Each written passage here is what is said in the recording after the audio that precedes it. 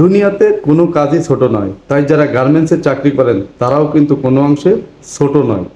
সবাই সম্মানের পাত্র। শুধু সেটা বলবো না, আরও বলবো যে আপনারা যারা আন্দোলন করছেন তাদের সম্পর্কে বলবো যে আন্দোলনটা একান্তই আপনাদের ব্যক্তিগত ব্যাপার। আমি সে ব্যাপারে কিছু বলতে চাই না। আমি শুধু বলবো আপনাদের যে প্রতিষ্ঠান সেটা কিন্তু আপনাদের রুটি রুজির ব্যবস্থা করে, অর্থাৎ আপনারা সেখানে চাকরি করতে পারেন, মাস গেলে একটা বেতন পান।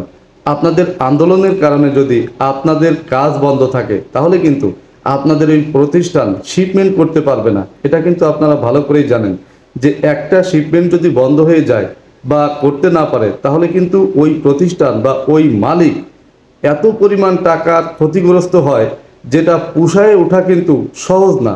তখন কি হবে? এভাবে বারবার যদি ক্ষতির সম্মুখীন হয় তাহলে কি আপনাদের প্রতিষ্ঠান টিকবে? টিকবে না, অটোমেটিক বন্ধ হয়ে যাবে।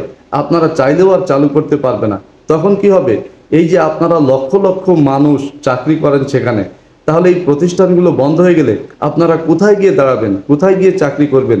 বর্তমানে যে দুর্মূল্যের বাজার, যে পরিমাণ মানুষ বেকার আছে, শিক্ষিত মানুষ, সেখানে আপনারা তো অতটা শিক্ষিত না, কম শিক্ষিত, আপনাদের হাতের কাজ জানা আছে, কিন্তু প্রতিষ্ঠান না থাকলে আপনারা কি করবেন?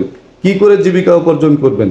তাই আমি বলবো যে প্রতিষ্ঠানের ক্ষতি না করে প্রতিষ্ঠান বাঁচিয়ে রেখে যেটা করা যায় সেটাই আপনারা করবেন।